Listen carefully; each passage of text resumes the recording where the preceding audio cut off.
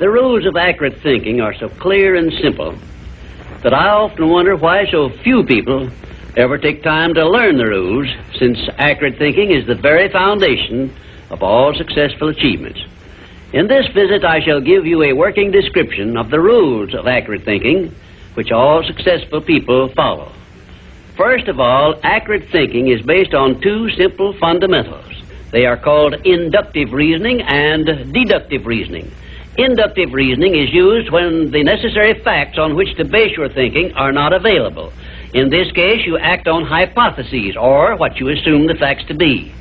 Deductive reasoning is used when you have the facts, or what appear to be the facts, on which to base your thinking.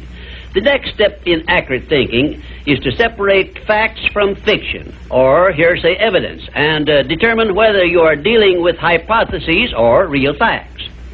When you are sure you have dependable facts on which to base your thinking, you take the second step by separating these facts into two classes. One is important facts, and the other is unimportant facts.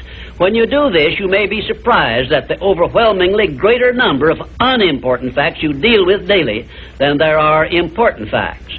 At this point, you are almost sure to want to ask the question, what is an important fact, and how can I distinguish it from an unimportant fact? And I shall give you the answer to this very important question by saying that an important fact is any fact which will aid you to any extent whatsoever in attaining the object of your major purpose in life. And all other facts, as far as you are concerned, are unimportant, and you should waste no time with them.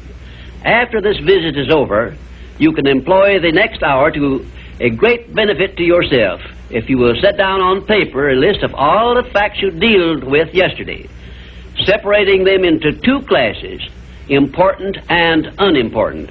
As a matter of fact, you will make a profound discovery regarding accurate thinking if you follow the habit of daily taking inventory of all the facts that claimed your attention during the day, putting them down on paper in two separate columns, one labeled important facts and the other labeled unimportant facts.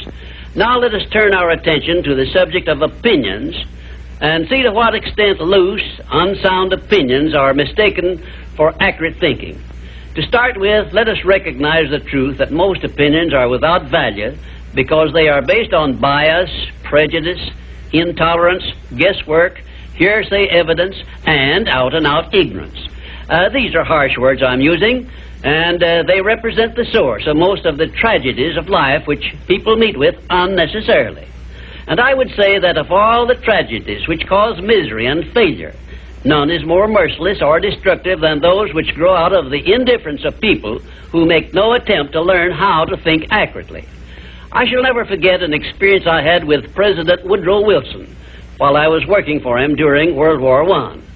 I asked the President what effect he believed World War I would have on civilization, and his reply was brief, but it was a masterpiece which you should remember as long as you live. "I cannot answer your question," said the President, "because I have no facts on which to base an opinion."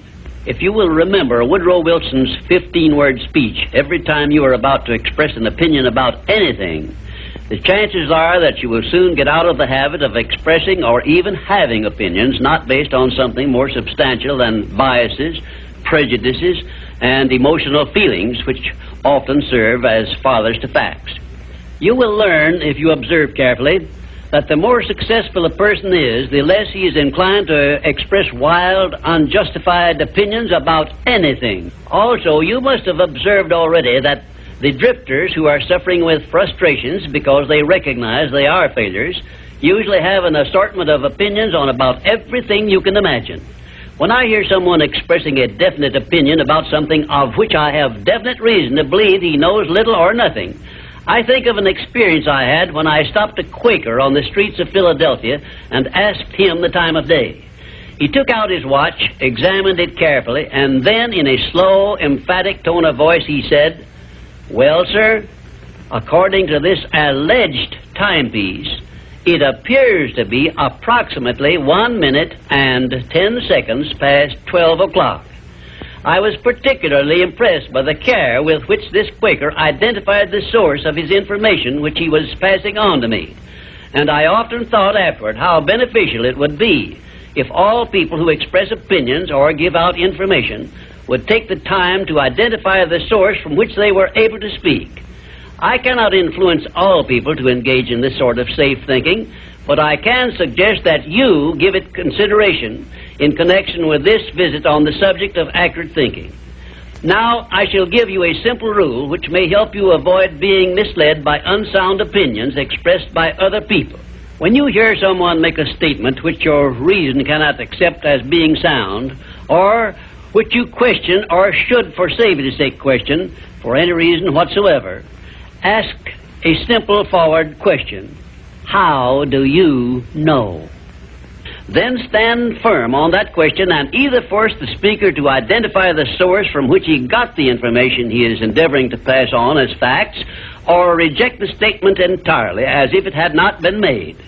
And do this no matter who is speaking or what may be his reputation for truth and veracity. Remember, you are given as your richest birthright the privilege of controlling your own thoughts. Therefore, treat this divine gift with the profound respect to which it is entitled, and do not allow anyone to do your thinking for you, or to influence your thinking in any manner whatsoever, except by the rules of accurate thinking I am passing on to you. Follow this procedure regardless of what people think or say about your method of thinking. If they wish to call you a cynic or a doubting Thomas, let that be their misfortune. But for your own good, go right on thinking by rules which will save you from many mistakes and tragedies throughout your life.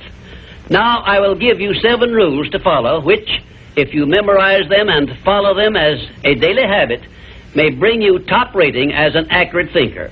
1. Never accept the opinions of other people as being facts until you have learned the source of those opinions and satisfied yourself of their accuracy. 2. Remember that free advice, no matter from whom it is received, will bear the closest of examination before it is acted upon as safe. And generally speaking, this sort of advice is worth exactly what it costs. 3. Alert yourself immediately when you hear anyone speaking of others in a discourteous or slanderous spirit, because this very fact should put you on notice that what you are hearing is biased, to say the very least about it, and it may be out-and-out misstatement.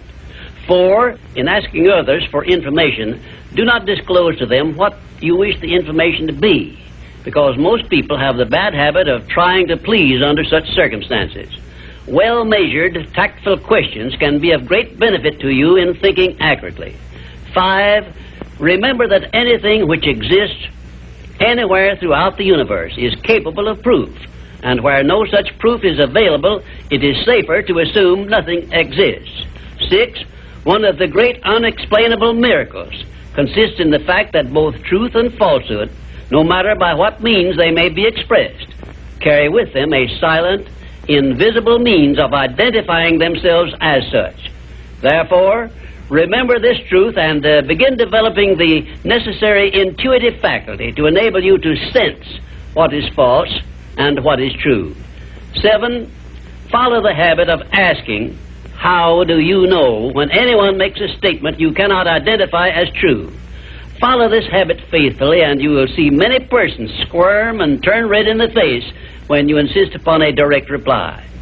The most accurate thinkers are the scientists.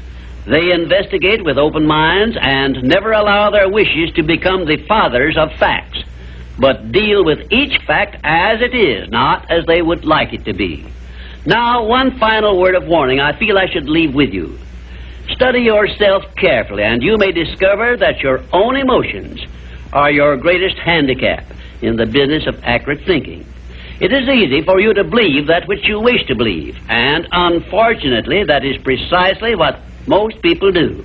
This is a method by which many people condemn themselves to eternal failure and defeat, and it is a method which opens wide that sealed envelope which contains the list of penalties they must pay for neglecting to take possession of their minds and use them for constructive ends beneficial to themselves. And now, until our next visit, may I say goodbye.